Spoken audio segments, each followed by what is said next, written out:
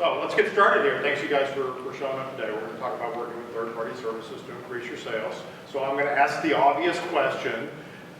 Is there anybody here who would like to increase sales? Okay, great. Is there anybody here who would maybe like to make more money? Okay, good. All right, so we're all on the same page. Now we got that out of the way. We want to grow sales, we want to make more money, and every presenter you've ever been to has pitched the same thing. I'm going to pitch it a little bit differently. I'm going to make a little bit different case for that, and I'm going to talk about some opportunities that are going on in the industry right now that I think are very important to you. Back when I started in the late 80s and early 90s working in integration, we sold magic. It wasn't a cost-plus business. You walked into a petrochemical company or a geological services company, and they wanted something that had never been done before. We worked for the aerospace industry.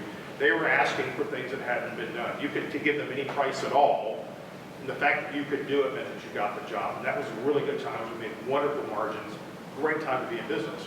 Over the years, we've fallen back into what we call it is the commoditized part of the business. Okay, oh, we're a commodity. Woe is me. It's all commoditized. No, we're not a commodity. What we forgot is how to sell magic. What happens when you get a big job?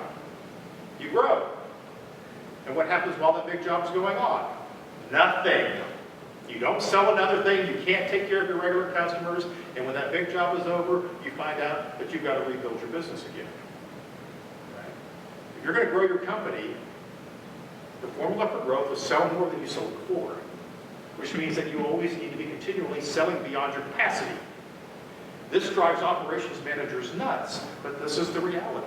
You can't grow your business without selling beyond capacity over and over and over again. It's easy to think about hiring a subcontractor and doing this and that, but I want you to think in the extreme for just a moment. There is no reason that any one of you can't go out on your own, set up shop, create a great brand, do fantastic marketing, and sell millions of dollars worth of successful projects without a single employee or even a roof over your head. You can outsource everything. The engineers are going, no, you can't do that. Yeah, you can. You can. Do you want to? Is it good business? Maybe, maybe not. Probably not why we want to be in business. Maybe we like people. But if you don't like people, this is a fantastic model because you can outsource everything. Quality is not proprietary. I know you have the best people and the best product lines and the best design in the business. It says so on your website, right? But you're not the only ones that can output good quality.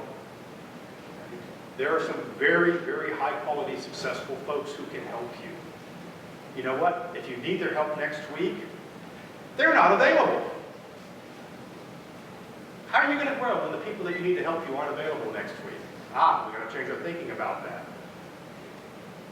We make the mistake in our industry of teaching our customers to focus on products and services. They look at the line items, they calculate how much money you're making, they go, I can get it cheaper on Amazon. I don't want to do business with those guys. We've taught them how to do math that way. We've got to change the expectations that we're selling to our customer. We're not selling them a bill of materials. We're selling them an outcome. Outcomes are more valuable than the parts and pieces. The sum of the whole is greater than the parts, and we forget about that. Effective outsourcers have their act together.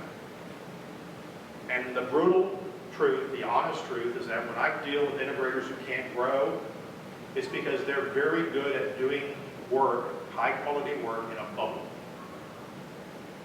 When you expand that bubble, they can't function. When you add other pieces to the bubble, they can't do it because their process is not actually that good. Okay? They're great at winging it. They're great at solving problems.